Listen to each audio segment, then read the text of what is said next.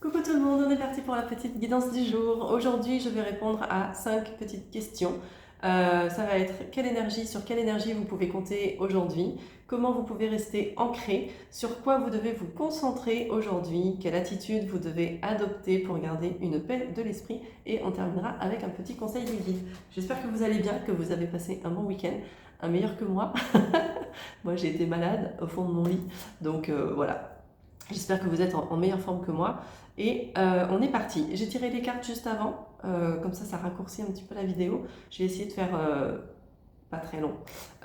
Ok, du coup, sur quelle énergie vous pouvez compter aujourd'hui? Je n'ai pas précisé, je suis avec l'oracle des Lumières d'Inanna de Karine Vigourou, Fleur de vie cadeau.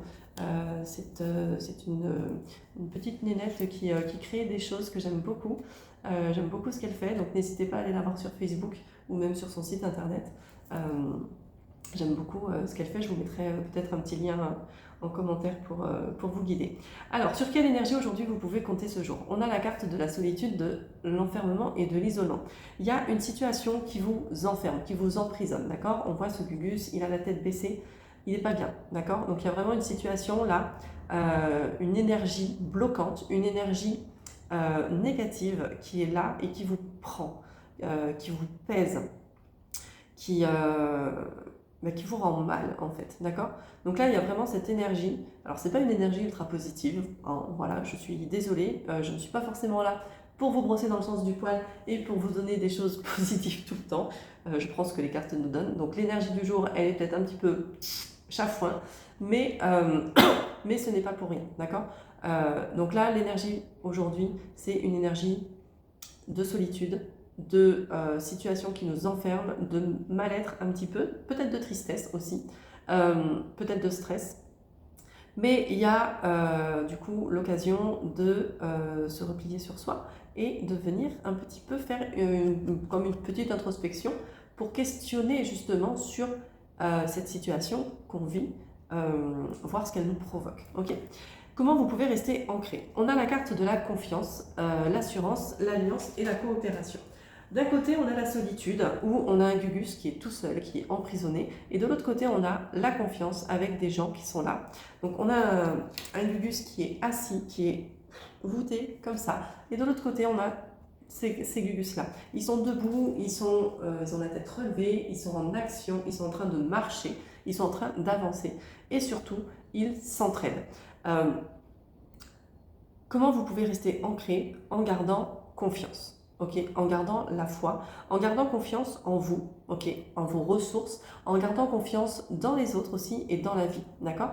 Peut-être que vous avez passé justement plusieurs semaines, plusieurs années, un petit moment, je ne vais pas forcément donner de date, de délai, mais vous avez peut-être passé quelque temps isolé, enfermé, tout seul, ok? Et peut-être à vous dire, les gens c'est dangereux pour moi, donc je m'enferme, je me protège. Sauf qu'aujourd'hui, on vous dit que pour rester ancré, c'est important d'être aussi en lien avec votre entourage, avec l'extérieur, d'accord? Ça ne veut pas dire remettre sur l'extérieur toute votre vie, pas du tout. Ça veut juste dire, je ne suis pas tout seul dans la vie. Je ne suis pas tout seul. Je n'ai pas forcément à subir la vie. Je n'ai pas forcément à tout faire tout seul, toute seule. Je peux aussi compter sur les autres. Je peux compter sur des amis, sur de la famille, sur un chéri, une chérie. Il y a vraiment cette notion là qui est là pour moi d'entraide, de collaboration pour vous permettre d'avancer, d'aller vers un autre point, vers une autre étape de votre vie. Pour moi, il y a ce truc-là.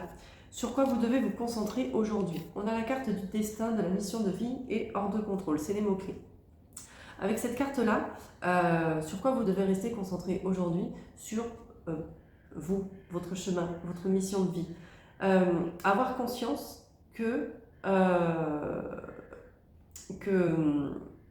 même si on aimerait bien tout contrôler, on ne peut pas tout contrôler justement. On ne peut pas tout maîtriser. Il y a des éléments que non, on ne maîtrise pas, c'est comme ça, c'est la vie, ça fait partie de la vie. Et parfois, il faut juste accepter que les choses soient, entre guillemets, hors de contrôle pour nous. Je peux contrôler mes pensées, je peux contrôler mes actions, je ne vais pas pouvoir contrôler les pensées de la personne en face de moi. Si quand je fais quelque chose, quand je dis quelque chose, la personne en face de moi le prend contre elle, ce n'est pas forcément parce que moi j'ai été méchante, hein. C'est peut-être parce qu'elle a des choses à travailler derrière. Alors, en toute mesure, hein, bien évidemment que si je lui dis que c'est un gros con, une grosse conne, bien évidemment que là c'est méchant, il n'y a rien de... il n'y a rien de constructif et c'est normal qu'elle le prenne contre elle. Mais si, très souvent, il y a des choses qui peuvent venir nous piquer alors qu'il n'y avait pas forcément, lieu d'être piqué par quelque chose. Et là, du coup, on vous dit, on ne peut pas maîtriser. On ne peut pas tout maîtriser, mais par contre, c'est aussi une carte qui nous dit, vos guides sont là. Ils sont là pour vous aider. Vous voyez, on a fait juste avant la confiance avec la coopération, avec l'aide et tout ça. Donc peut-être que là, c'est le moment aujourd'hui de rester concentré sur ça, sur le fait que sur votre chemin, vous n'êtes pas tout seul.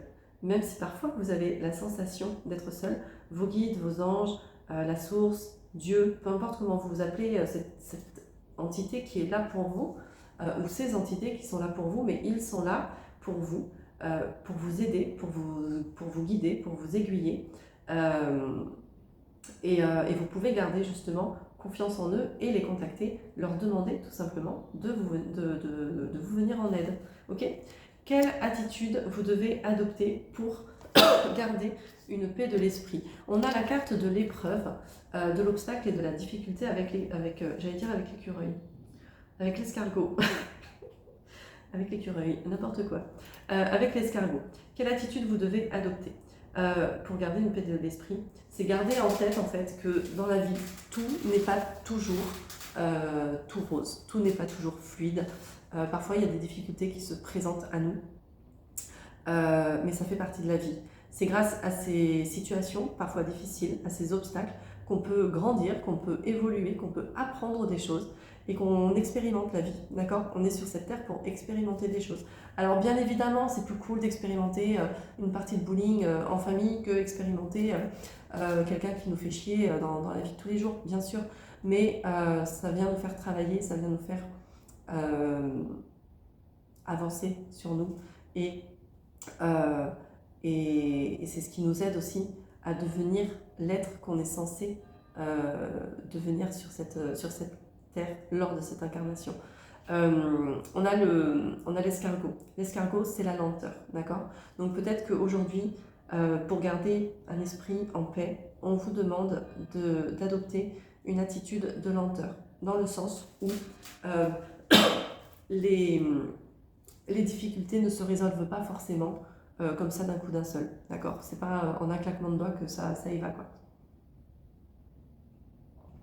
Donc on prend le temps. On prend le temps d'avancer. On prend le temps, comme cet escargot, éventuellement, de rentrer dans sa coquille pour voir ce qu'il y a dedans. Qu'est-ce qui fait que, quand telle personne m'a dit ça, j'ai réagi de cette manière?